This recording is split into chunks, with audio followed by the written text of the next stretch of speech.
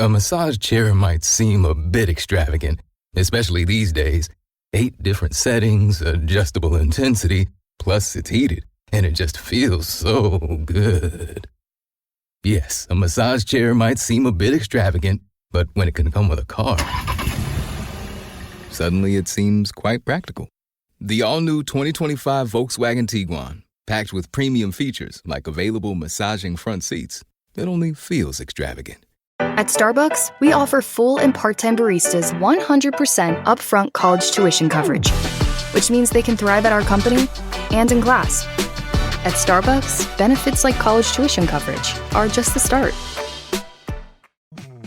This episode is brought to you by San Pellegrino Ciao, a new kind of flavored sparkling water. The kind made with real fruit juice, a pinch of Sicilian salt, and the sparkle of the Italian sun. With no added sugar and just 10 or less calories per can, enjoy. With love, from Italy. By San Pellegrino Ciao now. If this were a Reese's TV ad, you'd be staring at a Reese's peanut butter cup. And sure, my voice is peanut buttery smooth, but still, you need to see the peanut butter cups, right? No? I can really just say Reese's and you'll go get some? Okay, Reese's. Reese's. Reese's. Really working, actually. Reese's. Reese's. I'm on to something. Reese's. Reese's. Reese's.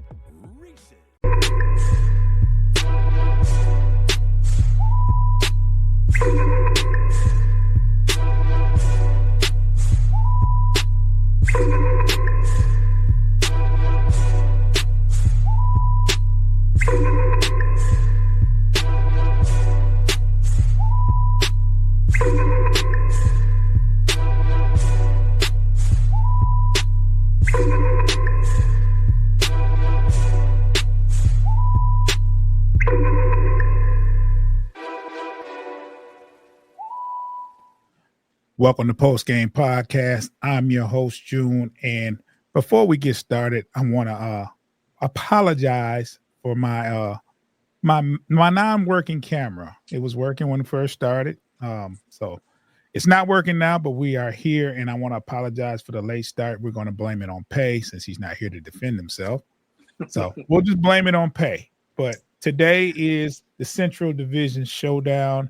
We're going to talk a little bit about free agents. We're going to talk about a little bit of everything. We'll talk about, how our teams fared with the free agency, what's going on in the latest and the greatest all around the NBA. And we'll go around the room right now, and I'll let the people on the panel introduce themselves. We'll start with Ricky Slade, and then Tate, you can go last. Yeah, sorry, June. You good? Ricky Suede, Sports Life and Hip Hop. Frustrated Chicago. I'm about to butcher it. You might want to edit that. I'm about to butcher. Video team, dump that. We're gonna. Yeah. They won't hear it on the live feed. Except for we live. we got special. Ricky Suede, which is from the Frustrated Chicago sports fan, in addition to Sports Life and Hip Hop. Appreciate it. Thank you. I was flustered. I was looking at my phone and stuff, man. Sorry about that. Appreciate it, Tate. Thanks for the assist. No, everybody get an introduction. Said you important. You that important. Hey, man, June, thanks for having me, man. I'm your boy Tate, coming at you from the Cavalier Podcast on Fans First Sports Network. Also do some football stuff over there on Fans First Sports Network and the Know It Alls Podcast. Check that out. Go to the Know It Alls YouTube channel. Check us out. Lots of good content. Lots of stuff about sports we talk about. Have different guests. We get into some cultural stuff too. Stuff for the culture. Doing it for the culture. So check us out. But again, I'm here representing tonight on the NBA show. That's Rather Cavalier. I don't know why June made me go last when my team is first in the division. That's the best. Say the best for last. Oh, okay. Oh, that makes sense. I'm the headliner. Rick, you ain't as important as we thought. Well, keep in mind, I haven't introduced our channel self. You're the host. You gotta let everybody in, right? Yeah, for sure. Well, first off, for my audience that's watching, please pay attention to these guys on the panel. They have some very, very good material, very good media content. Please subscribe to their channels. Pay attention to what they're doing. Ricky Suede does a lot of stuff. Like I said, it's sports, life, and hip hop. So he's the host with the most. He does a lot of things, car shows, basketball and buns. You name it. He does it all, man. It's great content. And Tate, even though he's a Buckeye, he's one of the coolest dudes, one of the best personalities. Pittsburgh Steelers fan, Buckeye fan, Cleveland Cavaliers. Check his channel out, man. They got Appreciate some it, man. content going on there. Everything June don't like. You know, I have nothing against Pittsburgh or Cleveland. It's just the okay. Buckeye. And but you don't like LeBron though. That's like not liking Cleveland. Yeah, I don't like LeBron. Touche. And you can check our stuff out at Bleachers and Speakers on YouTube and anywhere you can listen to a podcast. Just check out. Just put in those platforms. Those are platforms like Spotify, YouTube Music, Pandora, anywhere you can listen to it. Just type in Post Game Podcast FFSN. You search. Make sure you look for that blue and red Pistons colored logo. Make sure you follow us. Make sure that notification bell is on. So when we drop content, you'll get an alert. And man, it's been a lot of stuff going on around the league today. We'll start off and we'll talk about the overall free agency period. We've been talking about free agency for a couple of weeks now, projected things and the early indications of signings. Yesterday was official. The official signings. Still got a bunch of stuff going on, but have you guys paid attention to what's going on outside of our division? Because I feel like we have to play catch up to some teams in the NBA because of course none of us made it to the championship outside of Indiana and they fell short. You got to pay attention to what's going on to the entire league. So do you have any winners or paid attention or any winners of the free agency outside of our division? And we'll start with you, Tate.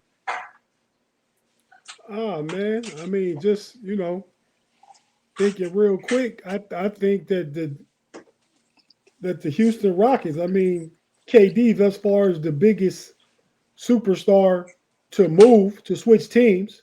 Mm-hmm. I mean, so him going to Houston, he's a bucket, and to only give up Jalen Green, I say only Jalen Green's a good young ball player. To give up Jalen Green and want to be tough guy. Shout out to my boy, can't remember his name, man. Dylan Brooks. And he might be a real tough guy, man. So I ain't gonna go at him like that, but yeah, I just know he always is stuff. But yeah, so to pick up KD to go with that team being coached by Ime Udoka, who's a defensive-minded coach, and only give up those players, I think Houston is a big winner. Now, if you want to, I'll let Rick go. I defer because I don't want to take everybody, but it's a couple of non-playoff teams that are going in the right direction too, though. But that was my one playoff team. Yeah, and the coach trying to get at Drea too. So, hey. Yeah, he is. I read about that. Trying to do what? Oh, you don't know? No, who'd you say?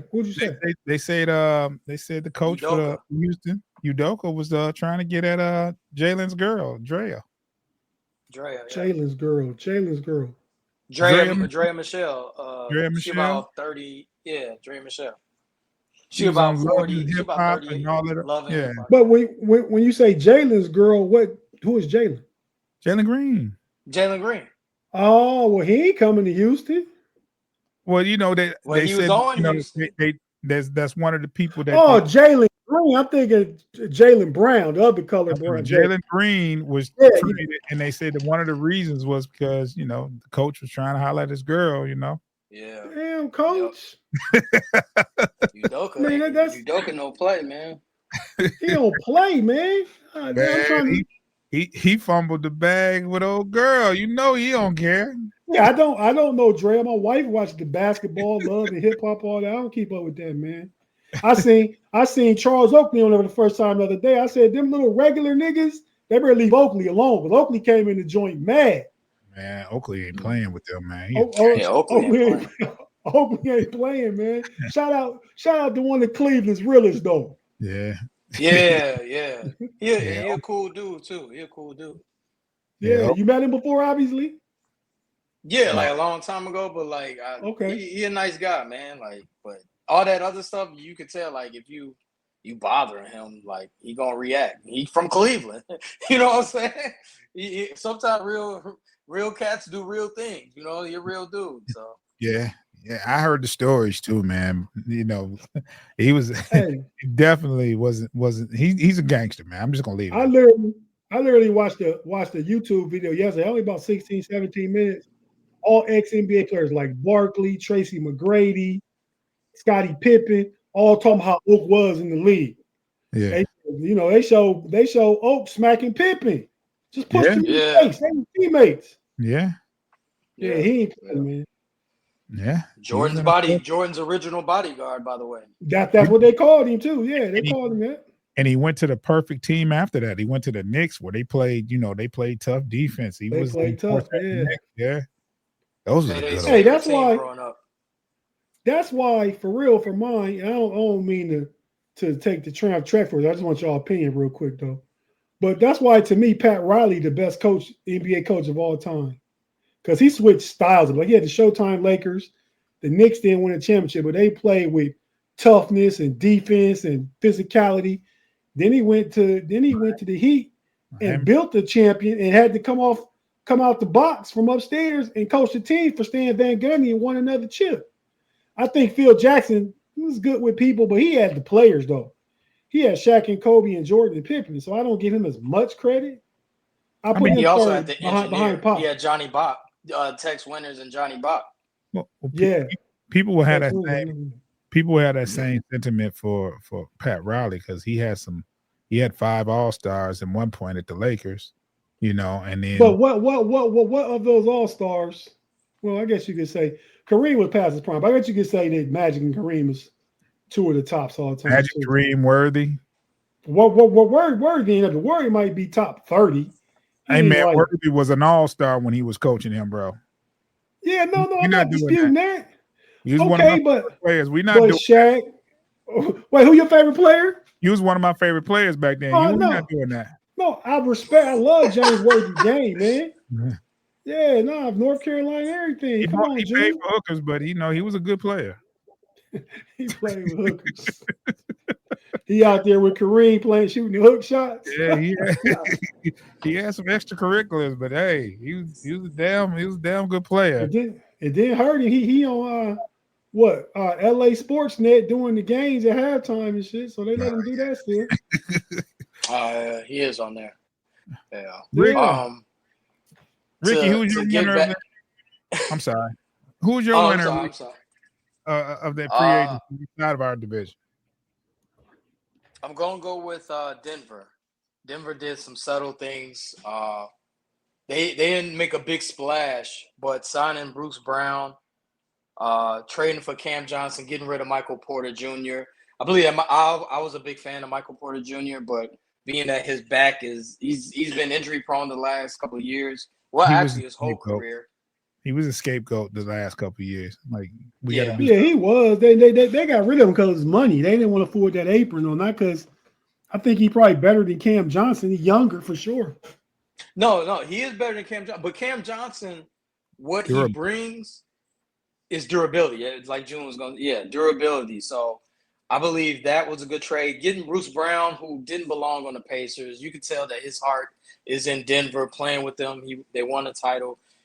With Bruce Brown. He's a defender, can hit the 3. You put him at 2, 3, 4. Bruce Brown can play it all.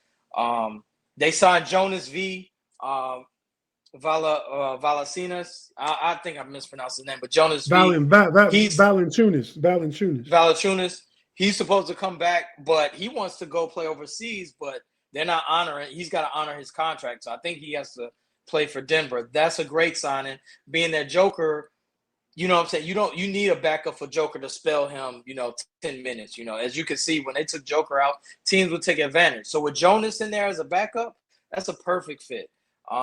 They also got Tim Hardaway Jr. They got him. So that's another 3-and-D guy. Denver reloaded, man. So and last year Minnesota barely beat them. So, this year they're going to be a team to be for, be in the thick of things. Yeah, I like the moves that Denver made, and also I do like the pickup of Cam Johnson. I knew Michael Porter was going to be the scapegoat. They figured we'll get another shooter in here, and that's what they got in Cam Johnson. And like I said, the best ability is availability. So he's going to be there, and he's been relatively healthy. So, they got. I'm sorry, real quick, June. They got Timba. That's a former Detroit Piston. So you could elaborate on what Timba brings. So I don't want to talk about that, man. No, we had a log jam guard, so he's a valuable player. I think he's a great locker room personality, streaky shooter. When he's hot though. Yeah. Saved us in a few games this past season. So, but I think what you see on the basketball court from him is not what he brings to the locker room. It's just important. He's a locker room person, and he's first one in the gym, the last one to leave when he was here in Detroit. So that speaks volumes for a veteran to have that kind of work ethic and, bring that kind of excitement and energy to your locker room. So that's a good pickup for them as well. Mm-hmm. Also, Chris Paul announced that this would be his last season. And we'll go around the room and say some nice things about him. I don't know why Pay picked Deron Williams to compare him to.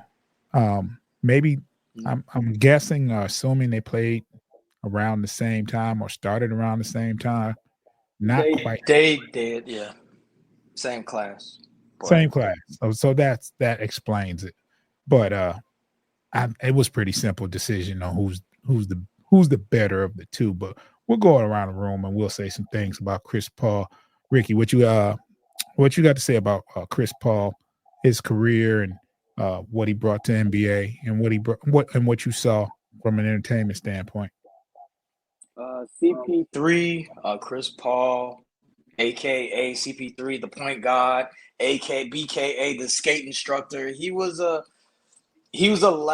probably a last dying breed of under 6 foot guards that can control the game. You can argue that he's a top 3-point guard of all time. Great assist to turnover ratio. Could score in the beginning of his career. He was a point guard, but he's a point guard that could score. So if he can run your offense, but if you need him to score, he'll score. This is in the beginning of his career. Mid-range was unbelievable. Like, his mid-range is crazy. Probably one of the best in his era.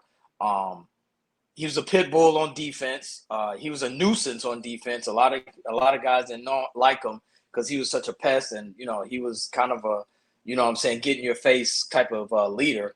Overall, like that, CP3 also was a 20-10 guy. Did it twice.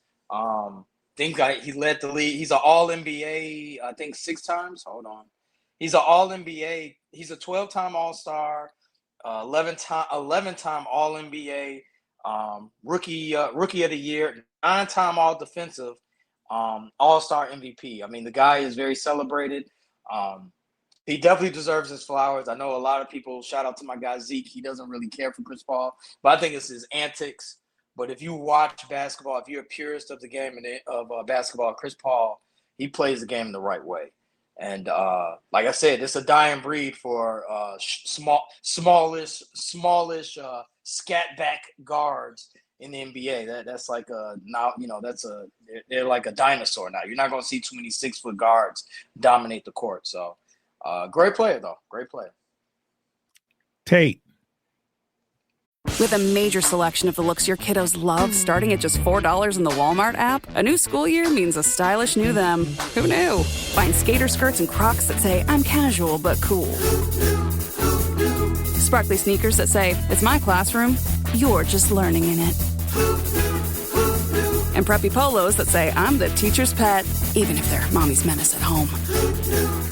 Find their favorite styles starting at just $4 in the app. The Walmart you thought you knew is now new. Yeah. Your input on Chris Paul, yes, sir. Yeah, man. It sounds like Rick been listening to Mind the Game with KD and LeBron talking about the little guards.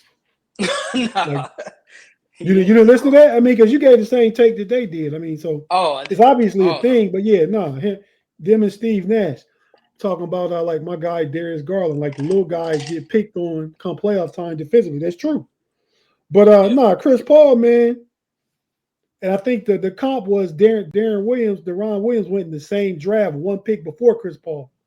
Williams was picked 3, Paul was picked 4, same draft. So Chris Paul, all the accolades and statistics that Rick said, and I think his toughness on the court, man, Chris Paul don't back down to nobody. Yeah. Nobody. Chris Paul went back to was it the Clippers? He went some back route through the Staples Center and stuff to go to the locker room. We wanted to fight Blake Griffin. I mean, Chris Paul didn't bar none. On the court, if he's on your team, you love him. If he's in the opposition, not so much, right? But he has a big hand on no Diddy. He's part of the reason that SGA that year or two he spent in Oklahoma City with SGA learned a lot from Chris Paul, man. You know what I mean? Chris Paul, I mean, what was Blake Griffin ever without Chris Paul? DeAndre Jordan too. I mean, Tyson Chandler. You know what I mean? Think of all the guys Chris Paul didn't got paid, man. These bigs and average players that he didn't got paid. So, I hate that has never yet. He's got 1 year, I guess. I go, wait, did he sign with somebody yet? Or he just saying this is last year? This is last year. I believe the Clippers, they freed up. They made the trade today. I'm sure we'll talk about that later. But they traded away to free up. So now they're looking to sign him to that 1 year deal. Okay. Yeah, so going back home, that's a good story. Hey, June, fine Rick for not hitting mute when he's drinking his ice, man. Oh, But hey, yeah. So after I get through writing up the fine for you being late, so I thought pay was the reason. Hey, we're waiting both of y'all. Oh, man, bus tossers, boy. Golly. But nah, man, I started to stick my chest out to say something, but I had to introduce Rick when I was thinking about it. He forgot his own name, and I got sidetracked not to tell the people that I was the reason it was late. But yeah, man, Chris Paul top 5 for sure. I mean, to me, Magic always be 1 point guard. I can't put him above Isaiah. Mm-hmm. He right there with. I mean, he over John Stockton. I mean, would I say what? That's he over John Stockton. John Stockton don't got the accolades. Look, all defense alone is going to get him over John Stockton. He's over John Stockton? Over John Stockton. Wow. Yeah, as a player. I say 3, depending on how you want, where you want to put Steph at on that point guard, shooting guard. I mean, but so he's right there. Magic, Isaiah, Chris Paul, Jason Kidd, maybe. No Nash? No, hell no. Come on, man. You got to be able to play. You got to be able to do it on both ways, man. No Diddy again, but you got to be able to play offense and defense. Can I read John Stockton, what he got? 10-time All-Star, 9-time assist champ, 2-time steal champ, 11-time All-NBA, 5-time Hold on, slow down. How many time All-Star? 10. Chris Paul got 12. Keep going. 12. 9-time assist champ. Chris Paul was 5-time assist leader. Okay. That's all Stockton did. 2-time steal champ. 2-time steal champ. Okay, Chris Paul got 6-time steal leader. 6. Wow. 11-time All-NBA. Chris Paul got 11 All-NBAs too. 5-time All-Defensive. Dang, I think Chris Paul got him on that. Chris Paul got 7-time All-Defensive. Yeah, you got to sit down, Johnny. But he will never. Chris Paul not gonna beat him in assists. Assist and he ain't gonna catch him on assists. Dude, Stockton averaged for his career 10.5 assists a game. What's Chris Paul average? Let me look real quick while we talk about it. 9 point something. Yeah, It's got to be 9.8. 9. If it ain't 10, it's 9 for sure. Hey, you said Stockton was what again? 10.5. 10.5. Chris Paul is where the assists per game at? Here. Come on, Tate. Basketball reference. Chris Paul, 9.2, man. 9.2, man. It is 9.2. Okay. I do. I got a question for y'all. Who scored more total points? It was definitely Chris Paul. Chris Paul for sure.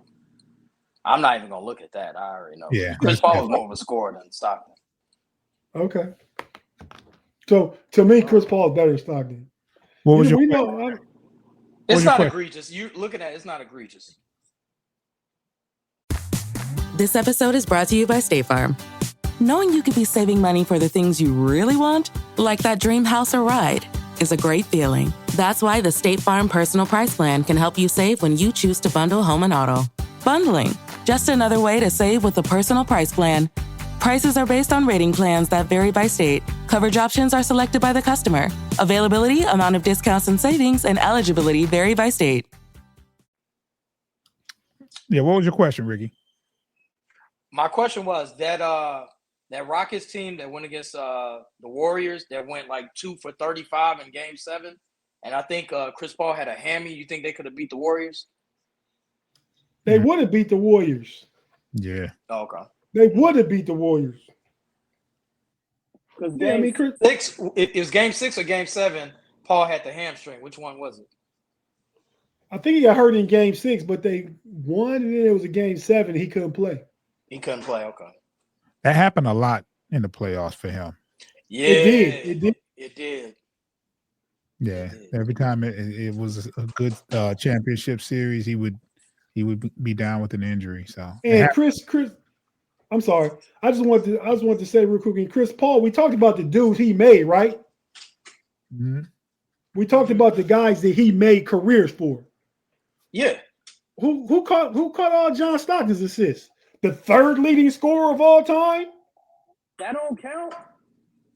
I'm saying it counts. He's playing with greatness. Chris Paul getting the rock to Tyson Chandler, to DeAndre Jordan. John Stockton didn't make Thurl Bailey good? He didn't make Jeff Malone good? What are their all-time stats? I don't know, man. Jeff Malone is good. But I mean, Jeff Malone is good. Thurl Bailey is good. Jeff Malone was decent. I mean, I remember Jeff Malone more. I remember more with Hornacek. Jeff Malone played a lot for the Bullets. He had Hornacek for a while. I mean, and Karl Malone, that's enough assists for.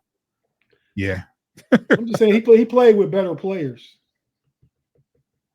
for most of his career. Because he played all his career with Karl Malone. Stockton and Malone. Like he made Malone arguably the greatest power forward ever. Yeah, that's not an argument either, man. Come on, man. That's a hot take, Rick. Karl Malone is arguably he's better than Tim Duncan. Or there's no argument here. But I'm just saying, like he's in the conversation. He's in the room. It's not like I said Derek Coleman. He's in the room. That's all I'm saying. Hey, there will be no DC slander. Yeah, that's Detroit's finest. We're not doing that, man. There will be no DC slander. I know what buttons to put. Yeah, I mean, he made Karl Malone I mean, Karl Malone is a talent, but Karl Malone is John Stockton, Karl Malone. That's peanut butter and jelly all day, pick and roll.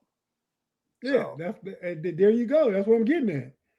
By the way, Tate, before I forget, I don't need LeBron and Steve Nash to listen to them to get my takes. I don't need that. I know just as much as they do. I'm not disputing it. I'm just saying you said the same thing they were talking about. So obviously, I said it's a thing. Everybody's starting to pick up on it. Yeah, Pay has something to say about all that. Yeah, that's enough out of you, Pay. The Utah. Yeah, man. The Utah Chester reference. you know what Chester rhymes with? Yeah, well, we're gonna leave that one alone. Yeah, we're gonna leave that one. We'll just display the visual, and that we'll leave it at that. Pay's trying to get us fired. FCC violation, all that. We're not gonna tamper. Hey, sorry, June, for the Derek Coleman slander. My bad, man. Derek Coleman was nice. You could have used any other power. You could have used power forwards, man. You had to. You could have said Chris Webber. Hey, man, whoa! Now you are tripping, man. Hold on, man. I'm out. Yeah, I did. I got it, June. I got it. Not over my head. It's a lot of other power forwards y'all can use in this example. Now, is he better than Kevin Garnett? Malone? Karl Malone, not on my list, just as a scorer. I'm just saying, all around power forward. I mean, man, that's a good one, man. These are great debates if you want to talk top five. Even when Ricky said he was arguably top three, I'm like, whoa, that's saying a lot because a lot of bad. I mean, you can argue. We all know Magic is number one. No one's gonna argue that Magic is number one. Some people someone's gonna say Steph or Zeke, Isaiah Thomas. Right. Well, and then they might put Magic and Isaiah. Yeah. I don't know, and y'all can correct me. I don't know where to put Steph. I know he's a point guard. It's like he's under that Iverson type of, like, you don't know where he is. Like, Iverson was a shooting guard, but. And then you're gonna have old school people to say, man, was he better than Oscar Robertson? It's one of those things, man. You got to consider Oscar Robertson. You couldn't dribble and get an assist. If you put the ball on the floor after he passed it to you, it was not an assist. You had to shoot, and he averaged a triple-double for the whole season. So it was very difficult to get that an assist back then. So I caught that, June. Proper language. Yeah. Very difficult, Rick. Did you hear that?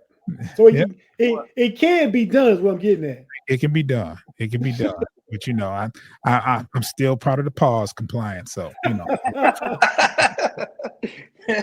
All right, we'll take a quick break, and then on the other side, we'll talk about what's going on in our division as far as free agency and stuff like that, and latest news. We're going to talk about Halliburton. We're going to talk about Beasley. But yeah. Let's take a quick break, and we'll get back. If you're watching, give us about 20 seconds. If you're listening, you're going to hear some wonderful ads.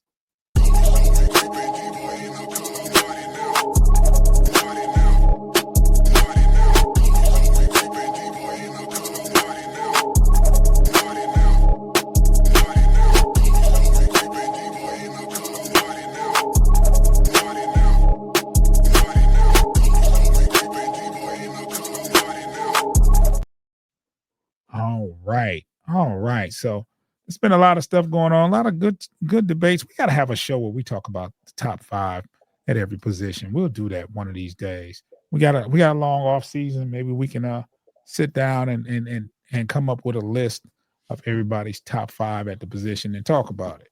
I know that's an hour's worth of discussion right there alone. Easy. Good content. Yeah. Within the division, we got some news today. I read on ESPN that Halliburton will not play next season. And I'm looking at everything, right? They lost the center. They're not playing with Halliburton.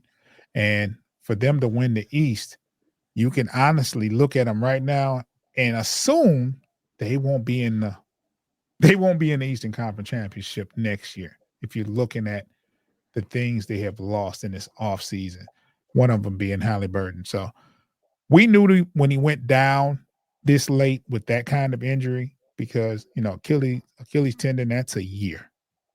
and they go down at that point in time in Game 7, that means you won't be back until championship Game 7 of the following year. So I don't anticipate Indiana being there with those losses. Tate, how you feel about Indiana and Halliburton not playing this year?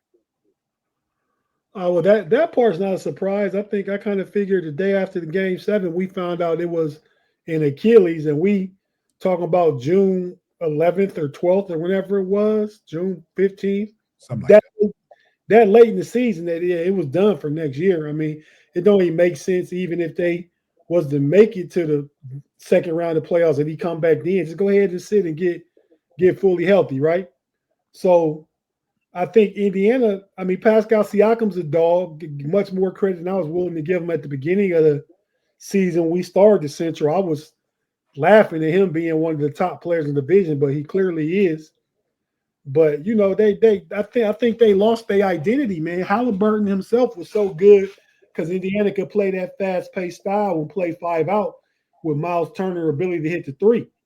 Well, he's not there no more. Halliburton not there. So what do we do? Does Nembhard run the point? You expecting TJ McConnell to play 36 minutes, 38 minutes a game? I don't think he'll be that effective with a lot of minutes. No, that's what I'm getting at. Like, I mean, I think Indiana falls way off. So if it wasn't regression last year, definitely could be regression next year. But yeah, man. So they'll fall off, and we won't hear about them for a few years again. I don't know if they just when Halliburton comes back because Miles Turner was so important. I mean, so you know, they had their opportunity and didn't work out. Ricky, what you think? I wasn't shocked by the news. Like Tate said, I wasn't shocked by him being out the whole year. What I am shocked was the Miles Turner fumble, being that they weren't able to match his contract that Indiana wanted to match what the Bucks gave him. Losing Turner and Halliburton, that's a lot to overcome. But it could be a blessing in disguise for the Pacer fans. They can get a high draft pick next year because they're definitely not going for the title next year. I don't even think they'll make the playoffs. That team is dismantled. They still got some pieces you could work with going forward. You got Mathurin, my Arizona brethren. This Joker love Mathurin, your twin brother. You got Mathurin. You got you got TJ McConnell, another zona guy. You got some pieces. You also have Naismith. He's good. You got pieces over there, and you got a good coach. Carlisle is a very good coach, good X's and O's guy. They have culture, a little culture in Indiana with Carlisle there. You got Obi Toppin, and Jabari Smith would probably get a lot more minutes if he was somewhere else. Not Jabari Smith, but you know what I'm talking about, the power forward that he was a high draft pick. What is George Walker? No. What is his name? He plays there. He barely plays, but he's actually pretty good. Not Jabari Smith. I had that all messed up. But he plays for Indiana. He's a young guy. You're not talking about Jalen Smith. He got traded. No, I ain't talking about Jalen Smith. I figure out who I'm talking about, but he's a very good young. He must not be that good, Jim. We don't know who you're talking about. Well, I'm telling you, when he did play in spot up duty, he's pretty good. And he's a young player. He will get more minutes now that Miles Turner is gone. And they do have Obi Toppin turned up in the playoffs, so this is the opportunity for him to. And you still got Siakam. You still got Siakam. But overall, it could be a blessing. They could get a high draft pick next year. They could fall out of the, go in the lottery and do well. I think that the Pacers this year, it stinks that they lost two of their big time players to injury and to the free agency. But you got Carlisle, and Carlisle's a good coach. But I think they fall beneath the Bulls actually. So, and that's pretty bad. Yeah.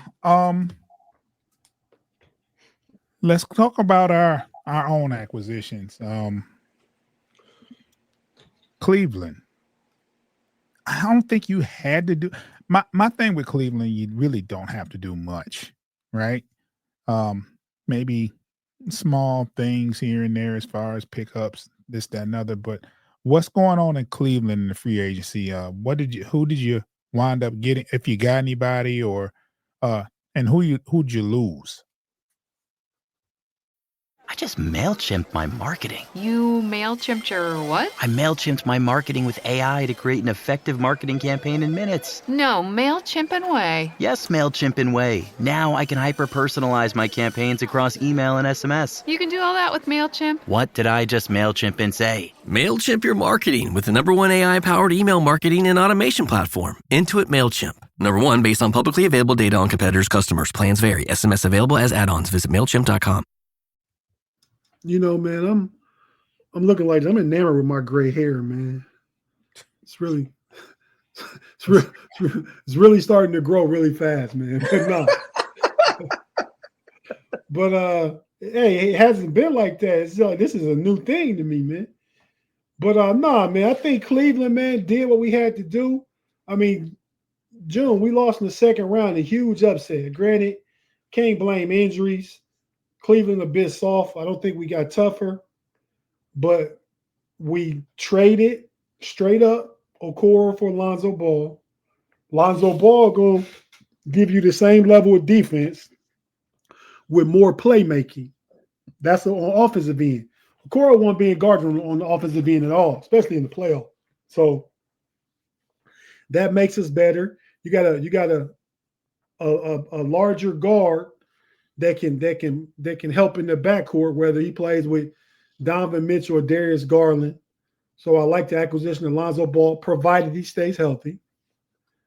You got the draft pick, our guy Proctor out of Duke. He's not a free agent, but he makes us better because we re-signed Sam Merrill, let Ty Jerome go. And I don't understand why a lot of Cleveland fans are upset with not re-signing Ty Jerome. And Ty Jerome was a bucket off the bench.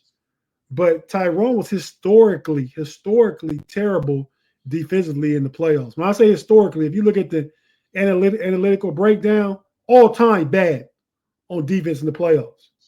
So you get rid of him, you lose some of the points, but that spark off the bench. But you get Lonzo Ball, we're going to replace some of what he did too. He can facilitate, orchestrate offense, set up stuff. Be a larger guard that can defend. I just say how bad Ty Jerome was defensively. So you pick him up, you lose points, but I think that's Evan Mobley goes from averaging 18.9 to have a player running the second unit that's more pass first and more energy with the ball, more ball movement and all that stuff. I think it's going to make the second unit better.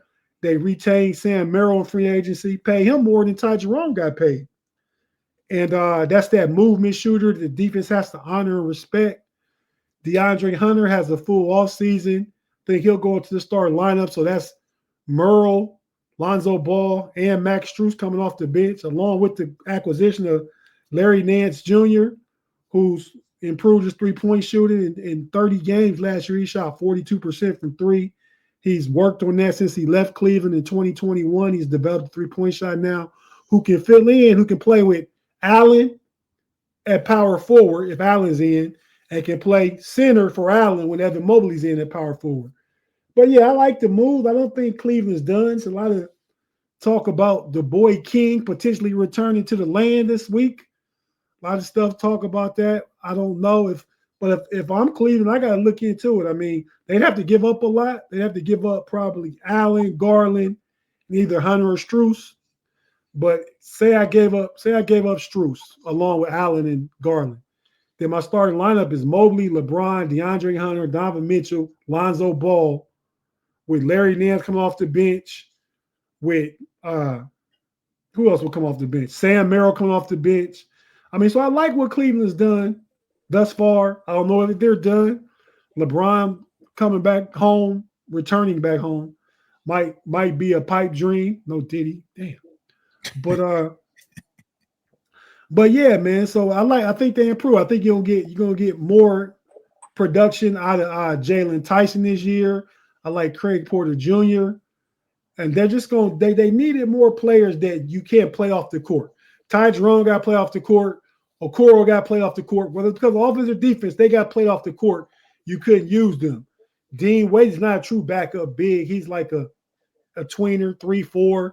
Now you got Larry Nance. You got the two, Allen and Mobley. So I like what Cleveland has done. Rick, what's going on in Bulls?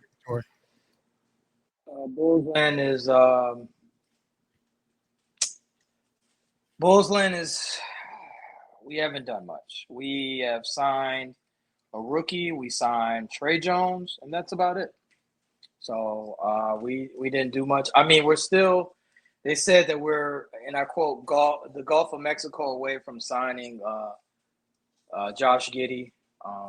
They still don't trying to figure out what they're going to do with Kobe White because, in my opinion, you can't pay Kobe White, Josh Giddey, that type of money and be in the play-in game. That's not smart money-wise. So I'm thinking that they're looking for suitors for Kobe White. Me personally, I would like Jonathan Kuminga. If we could do a swap for Kobe White, I would take Jonathan Kuminga off their hands. And they can have Kobe White, the Warriors. Kuminga's much younger, hasn't got the green light. But in the Bulls, he would. But overall, the Bulls haven't done anything. They've been pretty standing pat. I'm assuming that they're working the lines, trying to see if they could trade Kobe White. They still haven't found a suitor for Vooch either. Vooch is still out there. And I don't think that right now, it don't seem like there's any takers. So with that, it's just this offseason has just been a total just meh. You know what I'm saying? Like, it's just been totally meh. Like, it's very, very just garbage juice. You know what I'm saying? Like, I don't know. Like, you get Okoro, and I've never liked Okoro's game. Tate even said that earlier. If you listen to our podcast in previous months over the year, you'll hear him say Okoro is not all that. But Okoro is I didn't see the point of it. Okoro we didn't need, and we didn't even get any draft capital. So I know you didn't ask for a grade, June. I would give this free agency class thus far a D-. Like, it's pretty bad in Bulls land, and we have nothing to look forward to as far as Josh Giddey and Kobe White. That's nothing to be smiling about. You know what I'm saying? So, I mean, what I think, and I might be going on the deep end, but I think we need to show the owners that we don't support this team because they're happy with mediocrity. They're happy with 40 and 42 records, and playing games and losing to the Heat and not being able to play in the playoffs. They don't want to be a top 6 seed. Long as the gates are turning, like they getting money in the merchandise. So overall, this offseason, this free agency signing has been pretty bad. It's less. My expectations have dwindled. I thought that we were going to do something, but we haven't. Yeah, have you heard anything? What we're hearing over here? Anything about Bougie Man trading for Isaiah Stewart? You've heard it, and it's another straight up deal. You don't get any draft capital. It's just a straight up deal, and you don't get second round pick. You don't get a first. Like, dude, all these trades are just straight up for a player. And if you look at the NBA landscape, everyone is getting draft capital. Everybody, but the Bulls, they don't seem to want draft capital, and I don't understand that. It baffles me. Yeah, I mean, and then on the flip side, if you look at it, though, the draft really hasn't produced a lot of talent as of late. It's top heavy first couple picks, and then it's So, but the way of the world is draft capital. They've been the teams have generally been trading for future draft picks and stuff like that. So, not so much player for player. That's crazy. Very crazy. And it's been like 6 trades they've done has been player for player. No draft capital involved. Well, it happened with no capital with Levine, no capital with DeRozan, no capital with Lonzo Ball. You see a trend? I mean, are they trade? Well, I know with the core, are they trading for expiring contracts? Like, is there a strategy to it? It looks like they think they still have a chance. That's what it looked like they're trading. Like they still, like they're like a one or two players away from ascending into the top six, and that's not the case. Hey, it's Ryan Reynolds here from Mint Mobile. Now, I was looking for fun ways to tell you that Mint's offer of unlimited premium wireless for $15 a month is back. So I thought it would be fun if we made $15 bills. But it turns out that's very illegal. So there goes my big idea for the commercial. Give it a try at mintmobile.com/switch. Upfront payment of $45 for 3-month plan, equivalent to $15 per month required. New customer offer for first 3 months only. Speed slow after 35 gigabytes if network's busy. Taxes and fees extra. See mintmobile.com. Okay. That's not the case at all. Well, speaking for the Pistons, we had one pickup as far as a free agent, and that was Karis LeVert. We talked about that last week. We also traded for Duncan Robinson, but I want to transition to the next thing. Like, who was your greatest misses and your disappointments? And I'll start with our team, because I think the biggest disappointment is the Malik Beasley situation. I think with free agency, it started with him, re-signing players that we wanted to keep on our roster that was already here. Detroit has not been a hotbed for free agency. So when you get somebody that wants to be here and they are producing, you keep them. And Malik is gone out on a limb, said, hey, don't trade me. I want to be here, this, that, and other. And, then this happens right before a deal materializes where it looks like he may not even be an option for anyone as far as free agent, the way it's looking. Hopefully, I'm sorry, Drew, real quick. How serious is it that he might go to jail? Is that they're possible? talking? They're talking jail time, possibly. They're talking. He hasn't been convicted of anything, but they're investigating. He hasn't been accused of anything, but they're just saying like it could very well wind up being some jail time if there's some things that he's done and they find out, in their findings, he could be charged. So, but for this to happen during the week of negotiations is crazy. So that was one of the disappointing things with us. We just traded, not traded with the Dennis Schroeder. We could have got a sign and trade and found out later on today that there won't be a player involved. There'll be the Pistons basically, it's a sign and trade, but it's without a player. So the Pistons basically sent Schroeder and a 2029 second round draft pick to the Kings for a $14.8 million traded player exemption and a protected 2026 second round pick from the Kings. So biggest disappointment for us is we wanted that stretch 4. We didn't get it. They were pretty much taken off the board pretty fast, the ones we had in mind.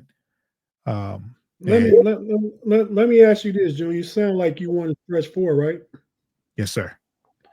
So with the trade that happened today, man, Kevin Love got sent to Utah. He's saying some things. He could potentially be bought out. Would you be any interest in him on a veteran minimum contract? He has experience with JB Bickerstaff and stuff like that. What would that be a possibility?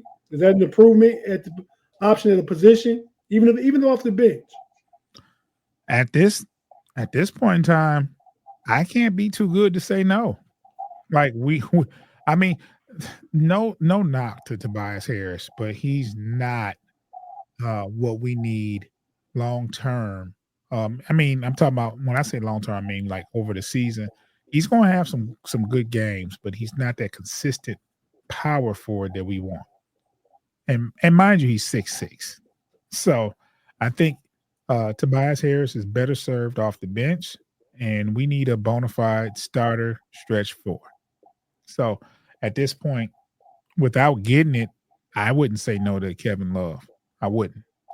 I don't know how much gas he has in the tank, but I'm pretty sure like if you throw him on the lineup, he's probably going to be your second best power forward on the team. Ooh. If you look at the makeup.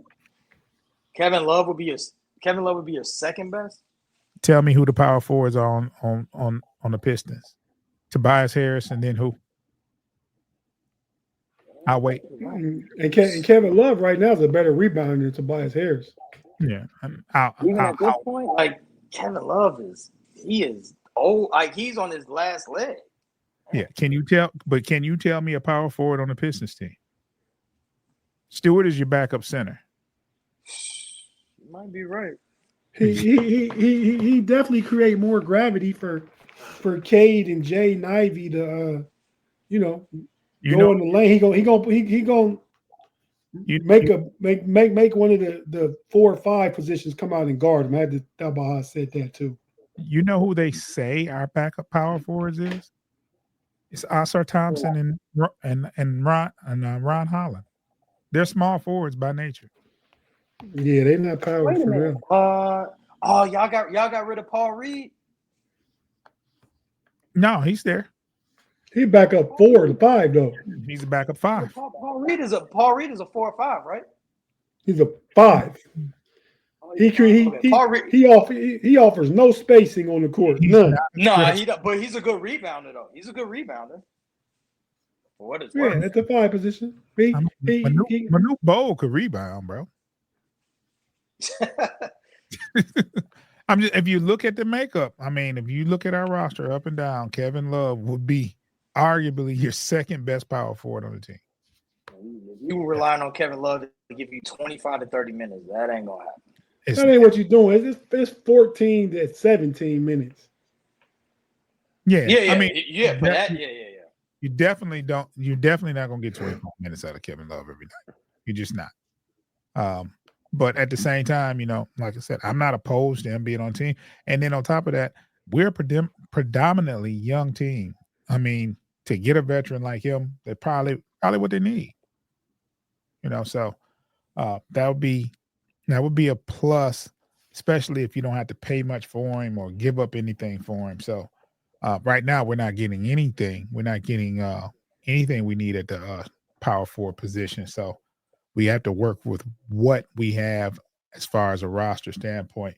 But let me ask you, Rick, because you seem to have frustrations about the free agency period and the offseason acquisitions for the Bulls.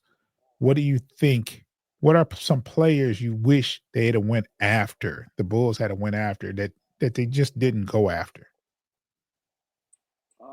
I mentioned one of them was Jonathan Kuminga, but the gem of it, one of the gems I really wanted, and he was there for the taking. I'm pretty sure if you would have offered him some, is Cam Whitmore.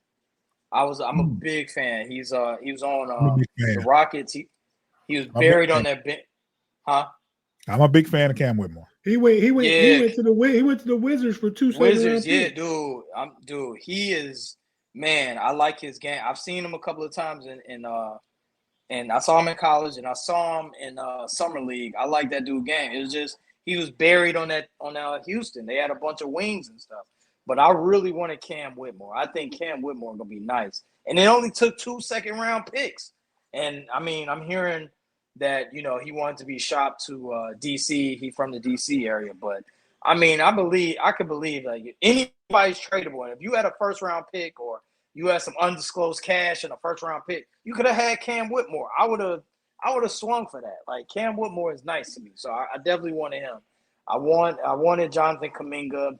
I think Kuminga's another guy. If you put the ball in his hand, is that a Paul? That might be Paul's worthy. You put the ball in his hand, you know what I'm saying? Yeah, that's Paul. If you give him give him the keys to the whip, you know what I'm saying, he gonna drive it. So I think Kuminga would be nice. I think he could be a 25, 7, and 3 guy. You know what I'm saying, with the minutes and the shot selection. Would you take Kuminga over Kobe White? Yes. But I'm taking Kuminga. He's younger, and regardless of what Pace says, and I know he's a big fan. Dude, Kobe White is tapped out. Like that, what you see is what you get. Like that is the best you're gonna see in Kobe White. I think Kobe White has reached his apex, and that's it. Kuminga, you haven't seen it. He's got the athleticism. He's got the size. He could be a 2, 3, 4, and 4 in certain situations. How tall Kuminga is big. Kuminga's about 6'8", 6. He's about 6'8", 6'9". Yeah, he can play some 4. Yeah, and he's dude. He's got the championship pedigree. I'm sure playing with the Dubs, all that rubbed off on him. No Diddy, you know what I'm saying? So like, I mean, that championship pedigree. I'm sorry, that championship pedigree definitely he learned a lot from that. So yeah, he's 6'8". Yeah, he could definitely play power forward.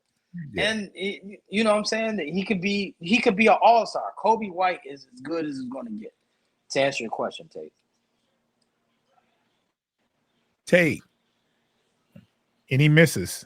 Anybody you, in particular you wanted to see in a Cleveland Cavalier uniform that you didn't get? I'm content with who they picked up. I think it's great pickups. I mean, the Alonzo trade, I believe he stays healthy, will pan out. Larry Nance Jr., the one player, and he's still available.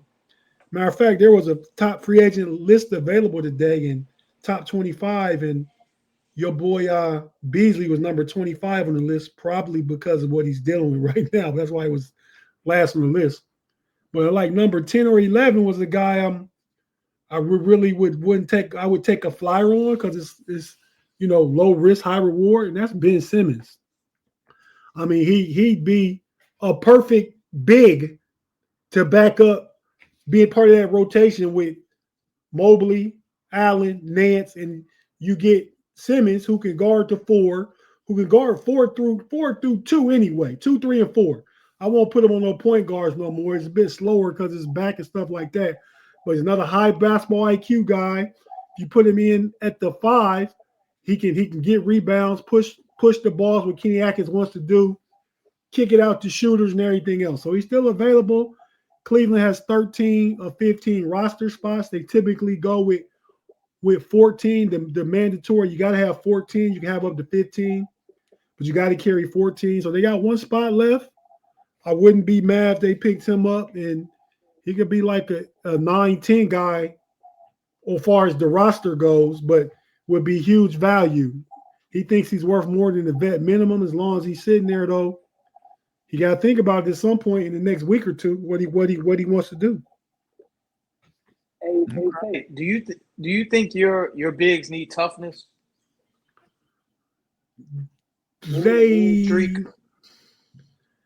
think it wouldn't hurt, but I was watching the podcast. They was talking about that. Like, I mean, Evan Mobley just has to be more assertive. He's not a demonstrative guy, right? He's not demonstrative. He's not like if he came out and said, I'm going to get tough and came out trying to act like KG. Anybody buying that? You know what I mean?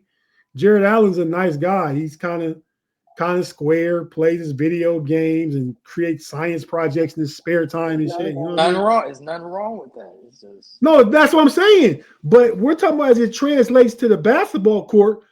Dude, come on, man. Dudes straight off the block, man. They look at them dudes different. They're like, all I gotta do is be tough with him or bully him. He ain't about that life. You know what I mean? Ain't nothing wrong with it. Yeah. It ain't nothing wrong with it. I mean, but come on, man. But I think Larry Nance Jr. don't bring all that rah-rah, but he's a veteran who knows. Max Strus probably the toughest dude in our team for real. Larry Nance. I do like him a lot. I'm not saying he's not a tough guy, but he's a veteran. His dad played in the league. He's in drafters, jerseys up in the rafters in Cleveland. I mean, I'm old enough to remember Larry Nance Sr., the first slam dunk contest winner. Come on, man. You didn't even know that, Rick. I gave you a nugget right there. I knew about Larry Nance in the dunk. First slam dunk contest winner. You knew that? Yeah, I know about Terrence Stansberry. I know about that, man. The one-legged. The Statue of Liberty with the spin. Stansberry was 84. I remember that. Indiana Pacers. I think that's where the All-Star game was at that year. That was the year before Spud Webb. I'm saying I'm a historian, man. I am too. I come with it. No Diddy. So I'm just asking about Larry Nance because you are a big fan of Larry Nance Jr. And Larry Nance is a 9-10 guy. Like he's solid. But for 16 minutes he gonna play, that's gonna be big. We couldn't play Tristan Thompson at all. Now we about to get Thompson. He's tough. If anything, he's a tough guy. He gives you toughness. But he gets played off the court, man. If Tristan Thompson wouldn't even be back to be a Haslam dude no more. He done. They got that one roster spot. It ain't going to Tristan Thompson. They got rid of him. He was only on a 1-year deal, right? Yeah. They might pick him up in like March or something. Hey man, so yeah, they do need to get tougher. I mean, I don't know nobody that's tough on OKC. Lou Dort probably their toughest player.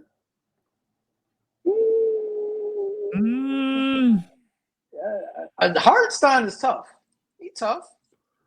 He a big man. Hartenstein he not tough like that. Like tough. We talking about tough.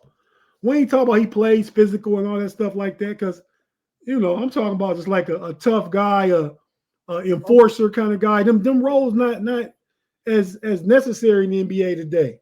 Okay, 2 years ago when y'all went against the Knicks, it was Josh Hart was bullying y'all, and Josh Hart like 6'3". Josh Hart was.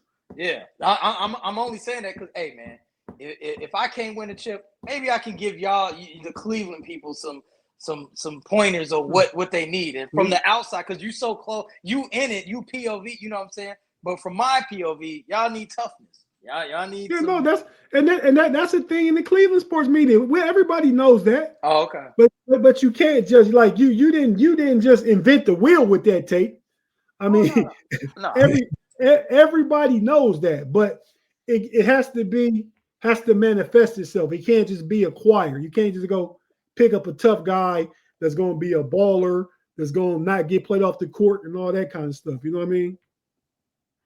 Yeah, it's more so it's got to be a culture. It's just not, you just don't pick up a player and get tough. It's got to be embraced, and it starts more mental than anything. So, and everybody has to buy into it. So, well, like Ty Jerome Rome dribbling off his leg. Yeah. Oh wow! Here we go. Here we go. I mean, I don't disagree, but that's why he out of there. He out of there. Okoro out of there. I wanted Okoro. Like, Okoro, why can't you at least be Lou Dort? Why can't you be Lou Dort? You know what I mean? It's not in him. Now it's your problem. Yeah. So I guess we've gone over an hour. I didn't think we'd make it an hour, but we've gone over an hour. So we'll just conclude now, fellas. If you got any last parting words, we'll go around the room. If you want to shout out where you're at, where people can find you, or if you want to put a bow on, any kind of topic you want to talk about to end the show, go right ahead. We'll start with you, Rick. Yo, it's Ricky Suede, representing Frustrated Chicago Fans Network, also representing Sports Life and Hip Hop. I'm 1/3 of my crew, me, Zeke, and Channel 7. We go around the world. We film stuff. We like June stated earlier. We go to basketball games. We go to Summer League. What do we have in store? We might do Summer League this year. I don't know. We do Summer League. We do car shows. We do porn conventions. You know what I'm saying? We do what else we do? We interview actors, singers. We do it all, man. We just not just one, just sports. You know what I'm saying? Even though that's my forte. But I mean, we do it all. So I also represent Frustrated Sports Chicago Network, where I talk hoops and go back and forth with y'all, banter about my team, the Bulls, and we got more stuff coming this summer. So we got also fantasy football draft is coming up. So we're probably gonna film that, and usually Zeke interviews me as I'm distraught and stressed out about who I should draft and stuff. So there's that's always fun and get a good laugh at me, and that's very organic. Like seriously, because like you're gonna laugh at me and when it comes to fantasy football draft. That's about it. You heard him, this frustrated Chicago sports fan, where you can get every drop.